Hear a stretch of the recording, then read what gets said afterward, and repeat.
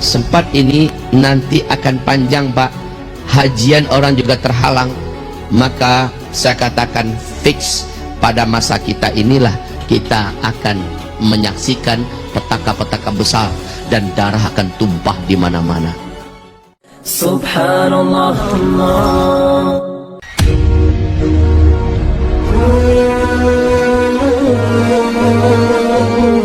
Fase ini fase mulkan jabarian. Penguasa-penguasa yang sedang memimpin dunia adalah penguasa-penguasa bertangan besi. Mereka berciri khaskan kata Rasulullah jahat kepada Islam dan menzalimi kaum muslimin di seluruh dunia. Inilah fase kita sekarang. Fase kelima, fase penutup nanti, Islam sudah memimpin kembali seluruh dunia secara total 100%. Seluruh dunia dipimpin oleh Islam dan mewujudkan keadilan, kedamaian seadil-adilnya, sedamai-damainya. Fase kelima bagaikan surga dunia. Dan fase itu pasti datang karena Allah mengumumkannya dalam Al-Quran surat An-Nur ayat 55 bahwa Islam akan kembali secara pasti memimpin seluruh dunia dengan sistem khilafah ala minhajin nubuwah, kekhalifahan dengan sistem kenabian, dan pusat khilafah itu adalah Baitul Maqdis, Palestina.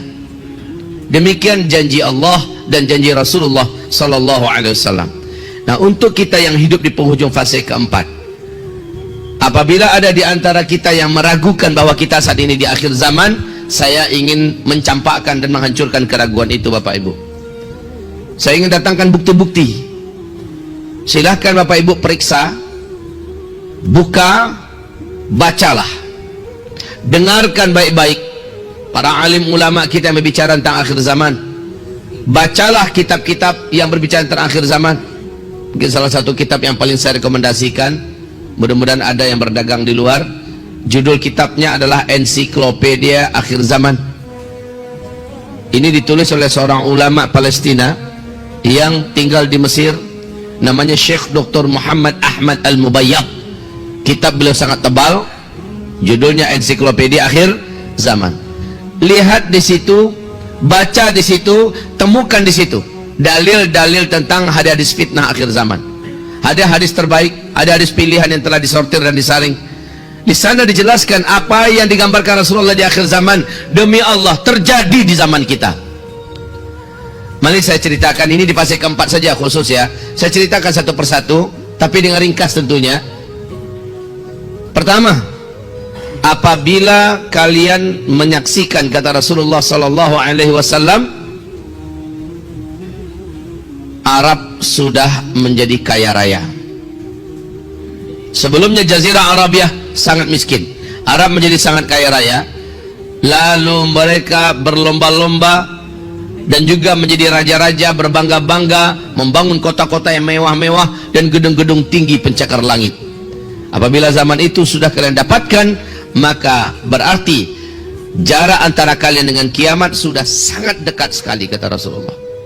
Yang kedua, Rasulullah SAW mengatakan, apabila huru-hara sudah merata terjadi di mana-mana, khususnya di negeri Arab, maka itu pertanda sudah sangat dekat sekali. Yang ketiga, apabila kalian menyaksikan negeri Syam diobrak-abrik, kaum musliminnya ditimpakan fitnah yang berat. Syam itu Palestina, Suria, Lebanon, Yordania.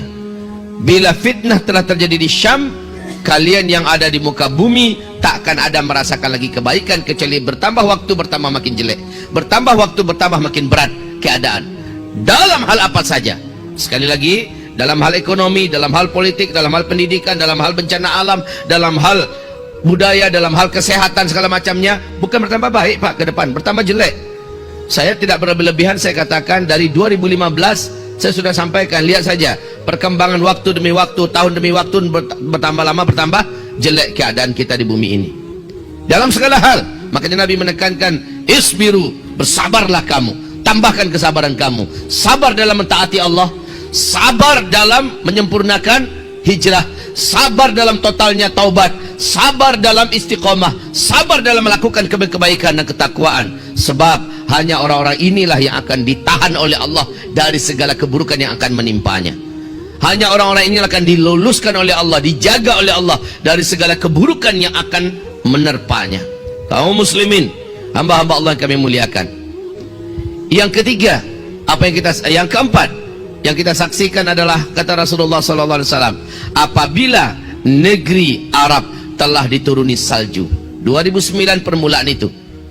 Daerah Tabuk telah mempertontonkan kepada dunia hadis yang diceritakan oleh Rasulullah kepada Muadz bin Jabal. Muadz, kalau daerah Tabuk ini sudah bersalju nanti, berarti ubun-ubun engkau dengan kiamat sudah sangat dekat sekali.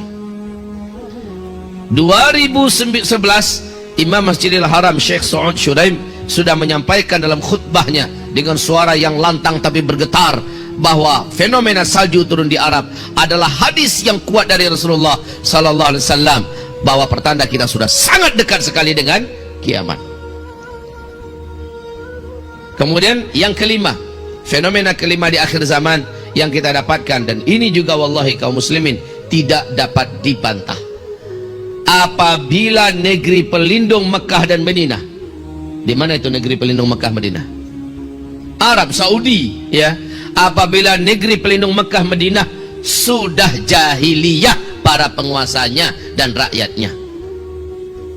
Sejak 2016 kita sudah menyaksikan bagaimana liberalisasi terjadi di negeri kerajaan Saudi Arabia oleh Muhammad bin Salman.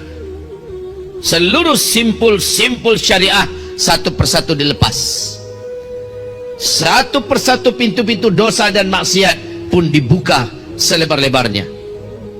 Dan lihat, ketika satu-satunya benteng pertahanan syariat Islam sudah tidak lagi mampu mempertahankan Islam secara kafah dan murni, justru pintu-pintu dosa dibuka.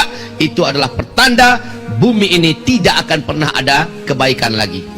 Wahai Bapak Ibu yang kami muliakan, sekarang yang paling saya khawatirkan terjadi, yang paling kami atau kita semua wajib khawatirkan terjadi sudah. Walaupun kita akan nanti berdoa semoga ini tidak berlangsung panjang, tapi kalau sempat berlangsung panjang maka fix di zaman kita ini kita akan menyaksikan petaka-petaka mengerikan. Apa itu kaum muslimin yang kami muliakan?